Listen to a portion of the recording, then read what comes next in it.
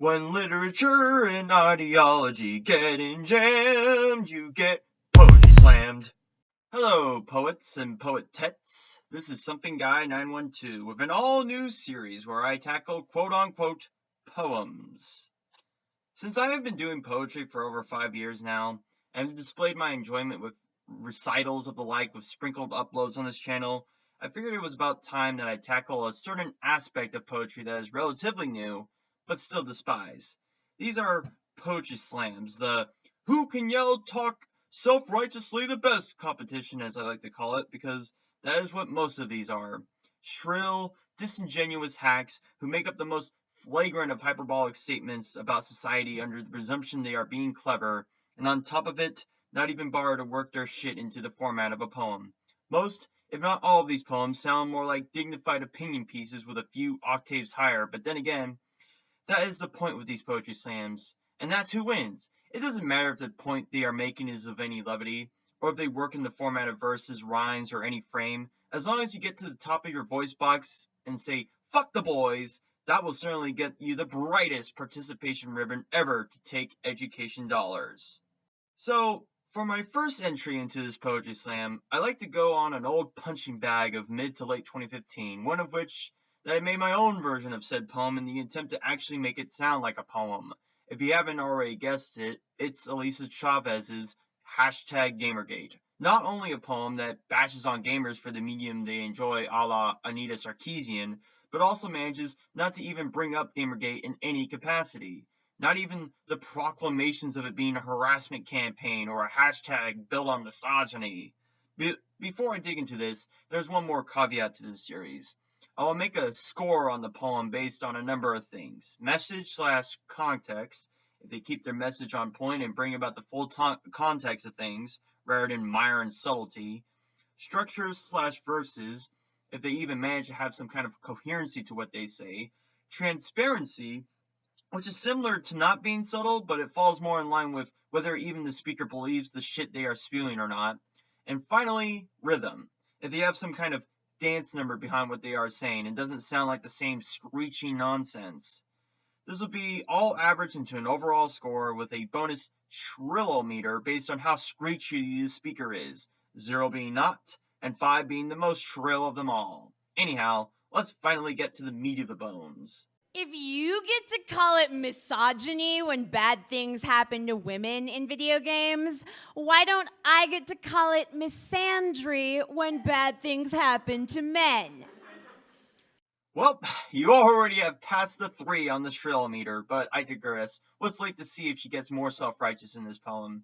So the rhetorical question that to which no one has asked her is basically, I know you are, but what am I? Followed by the guffaw from the audience for asking such a ludicrous question. First off, the misogyny in question is fictional. It doesn't affect women in real life, and it never will, which makes the misandry in video games moot. Secondly, if we are going to presume that any misogyny in video games is something we need to poke with our problematic sticks, shouldn't we be raising a call when the same applies to men? Oh wait, that's right, power plus privilege. Even though the men in question aren't even fucking real, the same applies in fiction as well as reality. Because Oh god, my ears! the principles of character design mean that no matter the video game, you can always pick out a prostitute based on what she's wearing. Is that so? Did Black Mesa give me a whole slew of hot babes to fuck on a runway aisle in Half-Life 2? Was there a secret brothel that I'm not aware about in Skyrim of which allowed me to get it on with an Argonian? Did Warcraft 3 allow me to create prostitutes in the vain appeal of just ogling them while my base gets destroyed? Because the answer is a resounding no. Also, they can do that, so whatever game you are subscribing to doesn't enforce that will upon others and is open for them to do so. Why does it matter anyway if it's based in fiction? Are you saying that prostitutes, something that does exist in real life, shouldn't be portrayed in video games in any capacity? Give me a break. Non-player characters have a limited range of action, so the prostitute is always asking for it. Yes, because they are non-player. You can only put so much into a non-player character as the developer wants to, and them not making the prostitute not give consent to something is not them showing their misogyny. It's just a simple lack of time and money to put so much characterization into something that amounts to fluff for the world. As for prostitutes, they are asking for it. They're soliciting sex for money. Are you telling me that any prostitute who gets sex from some guy for money is not consenting? Because that sounds like you taking any agency away from someone. Also, what does this have to do with Gamergate? Let's get back on point. You've gone on a tangent where bashing video games is the same as bashing Gamergaters, which says a lot more about you than untitled strawman game you're going for. Because in the God of War franchise, you can literally fuck Aphrodite as part of gameplay. Like, literally, you can, fuck Aphrodite, the god of lust and all that, but, let's ignore that so I can have, a total BF over fictional characters, literally fucking. Also, there's Elisa showing that you can fuck Aphrodite, and that the mechanic of which only serves to get some horny 15-year-olds off. It's a cheap gag and nothing more. Even the goddess of love isn't immune to a little left, right, up, down, ABA. So Aphrodite isn't immune to gaining 30 lives on Contra? You know, you thought you were trying to be clever by throwing one of the classic video game cheat codes, but maybe you should have looked into the finer details of that instead of pretending to sound poetic. Because when I put on the quote-unquote empowering metallic bikini of your favorite video game character and walk the convention floor, men touch me without asking. Bullshit, bullshit, bullshit, bullshit. And no, this is not me denying a survivor's experience. This entire line of reasoning makes no sense. So you put on some skimpy outfit on the convention, knowing that men are going to ogle you, not touch per se, and now you come back with crocodile tears about it? Or is it the presumption that every female video game character primarily dresses in nothing but a bikini? Okay, then what about Alex Vance, Bayonetta, Samus Aran, Meryl Silverberg, Bonnie McFarlane, Avalande de Grand Prix, Anya Stroud, Faith, Princess Zelda, and Lara Croft? You could have worn any of these outfits, and I don't think you'd gotten the same attention you did. In fact, you might have gotten compliments about how it looks in comparison to the video game version of it, if given the time to make it look like the video game counterpart.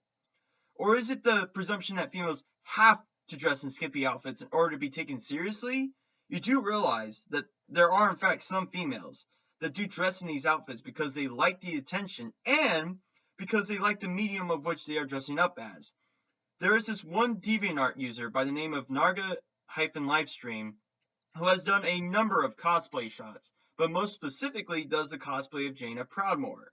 Not only is the outfit extremely well done and reminiscent of the sorceress, it's pretty hot too, judging from the comments and the stats. I'm sure that the creator herself is aware of that, because if she didn't want to dress in it, why would she continue doing it? And that's another thing that I call out bullshit about this. If you were being groped by all the men at the convention, you could have called security or the police in that convention to have whoever is groping you arrested for molestation and sexual assault. Don't fucking tell me in the process of you getting groped by a number of men that the security staff that is constantly present at any convention just turned a blind eye to you. So yeah, this is another of having the cake and eating it too. You want the attention you get for dressing scantily, but not too much or it's harassment by your book. And if you get too little, you want to decry it as women being underrepresented in games media. They ask me questions about my sex life and expect detailed answers. If they were groping you without your consent, I think they really don't give a shit about your sex life, lying in the face of logic on your part. Also, you're free to say fuck off and not give them said details. You are tacitly removing your own agency just so you can play the victim. They treat me like so much public pixel and blame me for dressing in the only skin I get. Preach it, girl! Also, as I have demonstrated earlier, you actually didn't have to wear a skimpy outfit, assuming that this premise you have constructed is even fucking true. Are you sure it's the only skin in which you get the responses you want so that you can turn away and play victim? Also, Gamergate, what about any of this has to do with it?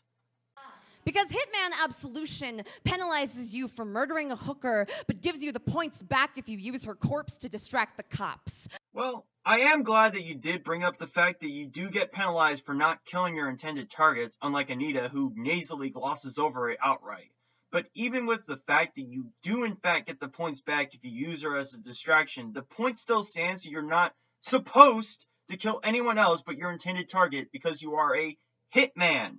Also, excuse me that a game in which I have to kill people for cash would dare allow me, if need be, to kill other people who happen to compromise my task, like, say, a hooker.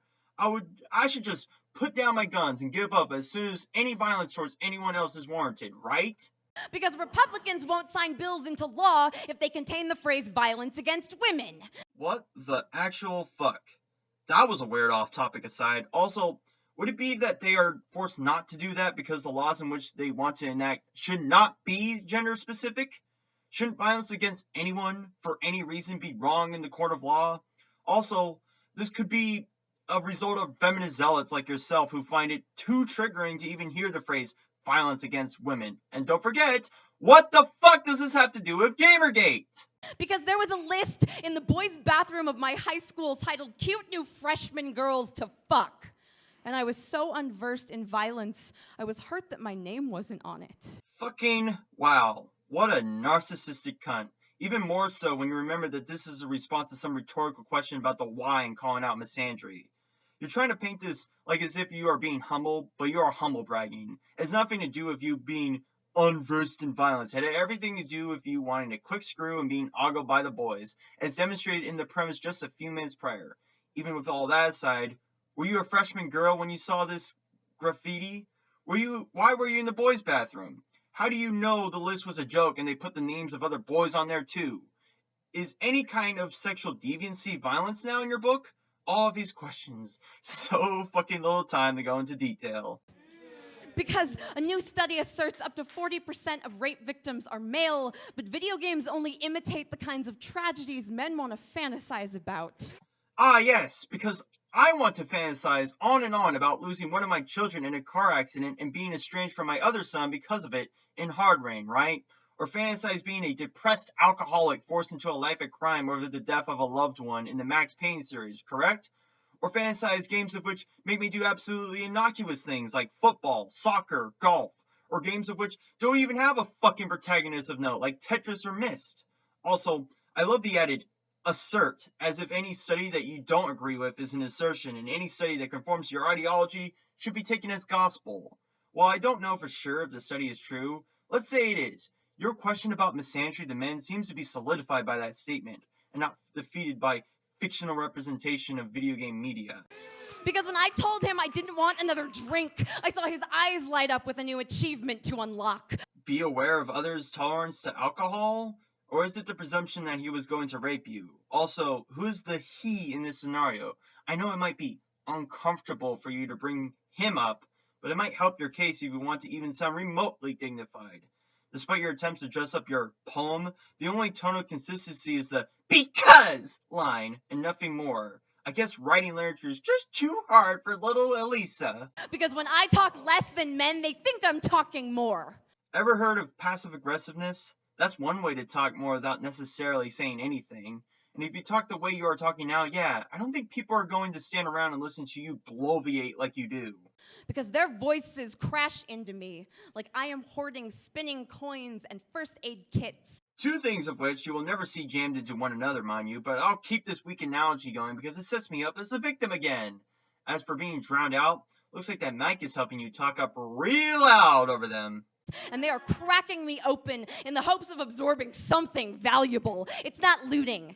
The game was built this way. Yeah, they're not going to find anything valuable inside of you other than the wretched heart of third world feminism, so it was a losing battle on their part. Also, I thought you were a first aid kit in a coin, not a chest. Because this is the second night death threats have driven game critic Anita Sarkeesian from her home. The threats of which were completely unfounded and no proof of Anita actually leaving her home were given her in her just saying it. And even if there were death threats, if Anita was fucking principled in what she speaks and how she acts, she wouldn't have given a rat's ass about it because Femme Freak hates the damsel in distress. But oh, Anita, she lavishes in it. Same goes for Zoe Quinn, and I'm sure would have been the first time you even brought up something related to Gamergate in any capacity. Her house flayed open like a wound. I can play dress up too! Look at these little metaphors that I sprinkle in a diatribe of unfiltered retching. The decaying of my soul weeps at the comatose of passion. Absolute nonsense. Because you don't understand when I say that you can't have my body because there's already somebody living in it. And that would be you, right? Sorry to destroy your little metaphor, but inside your body is what makes up you. Also, I don't want your body anyway. You can keep it. Because men may be more likely to die in war statistically, but you've never fucking been in one. That goes for you too, you shrieking harpy. If anyone brings up the death of men in war over women, it's in response to people like you who think that men just have it easy all the fucking time compared to women. Guess what? They don't.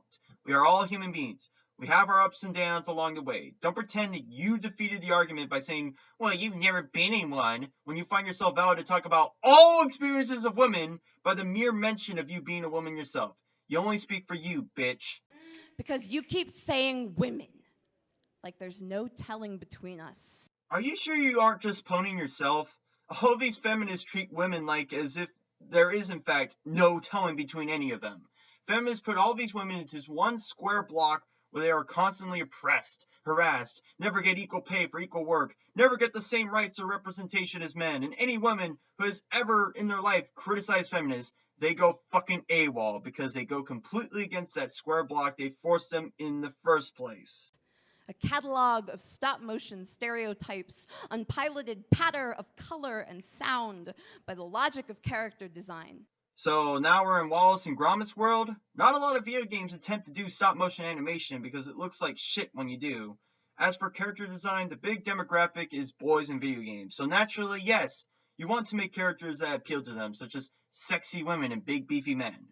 I know that is becoming less the prevailing force as we go on, but the point is, these tropes in video games don't come out of trying to hurt women's fifis or making men dominant. It's very clearly trying to play into the average gamer's interests, and interests, like anything, change over time. I'm almost certain that if the core demographic was women, you'd probably see a lot of fucking male characters allergic to shirts and have six-pack abs, which is, as you'd call it, a stereotype.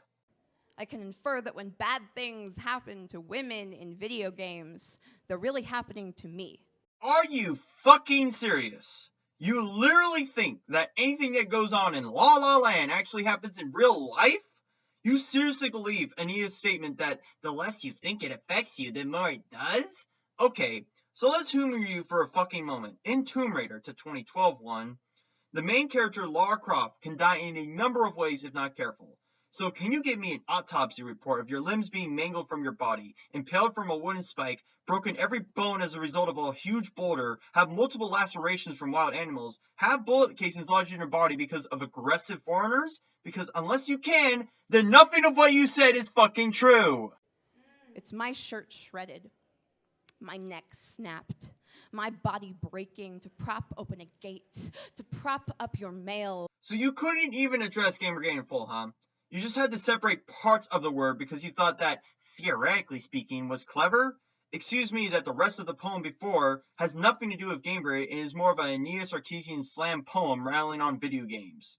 Also, if your neck was snapped, you wouldn't be able to fucking talk in the first place. Don't forget, people die in war, but you've never been in one.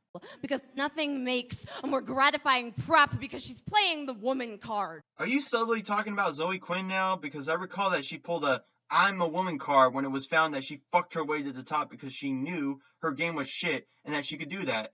That was using one's agency, Elisa. Aw, don't worry. Hard words are hard to come by in the feminist circles. Because she's playing the victim card. As are you, just from inferring that anything that goes on in the pixels on the screen actually have happened to you, or humble bragging about not being the finest lay of the land because of unversed violence. Same goes for Zoe Quinn to this very day, saying how Gamergate ruined her life, despite not, and her getting a lot of attention because she was playing the victim card. The rape threats card, the posted her address online card, the I'll fucking kill your parents card. The rape threats of which, trivialized by feminists, forcing people to believe that you are just pulling shit out of your ass. The actions of which Zoe Quinn should have known better not to post online if she didn't want to get a whole stream of hate mail, and the last part just being a vague threat that no one should take seriously unless they actually follow through with it, vis-a-vis Aeneas Sarkeesian canceling her talk because of vague threats of shooting up the place. Because you still think this is all just a game. Well, it depends. You said that everything in a game happens in real life, right? So how could anyone discern truth from fiction? Oh, right, that's absolutely a crock of shit. Gamers wanted to play their game and not have bullshit identity politics thrown down on them and be demonized for disagreeing with their order. Gamergate wanted ethics and journalism primarily and to enjoy games secondly, and the media shat down on them with callous declaration after another. See, you think this is a fucking game, that you can stand on top of your tower with your personalized victim of choice as the captor, throwing your fucking barrels of nonsense at the players who just want to enjoy their medium as they see fit, and the players freeing that person from their own echo chamber in order for them to see that they can do whatever they want, however they want, because games are a meritocracy through and through, is proof that games aren't misogynistic or gamers are misogynistic. And that is more poetic than any fucking thing you have ever said. So, that was the poem, bereft of any quality and completely off base from the title and the topic at hand. So let's rate this poem one category at a time. For message/context, I give it a 1. Completely missing the point about Gamergate in every fundamental value, and making a detour towards demonizing the gamers in the games with a dollop of unrelated personal talk. Not to mention how little detail she provides and how the story she sets up contradicts with what happened in said story. For structure/verses, I give it a 2. The only consistent line in this is the because line to the rhetorical question at the start, with no meter, rhyme, flow, or breath to make it seem as though there's supposed to be cadence. She tries desperately to throw easy video game tropes into the mix, but has no care in the world to understand the context behind them, like with that Contra cheat code throwaway. For transparency, I give it a whopping 0. No self-awareness, no honesty on the person's part. They drum up stories to fulfill their navel and don't look into the nuances of Ania Sarkeesian and Zoe Quinn and prefer to go with whatever web of lies they spin to make a quick buck. Not to mention how the speaker sets herself up as the non-player character in the unnamed game that she mentions. And for rhythm, I give it a 2. Once again, screeching and shrieking ad nauseum about what you experience is not a substitute for cadence. You take huge breaths in between some of the lines, and you get slow and speedy on others with no sense of purpose or reason. And that puts the overall score at a 1.25, and it's well deserved. I give her a 4 on the Shrillometer, which is equivalent to AIDS-inflicted Skrillex going, "You're fucking a white male!" That is all for the first episode of Poetry Slammed.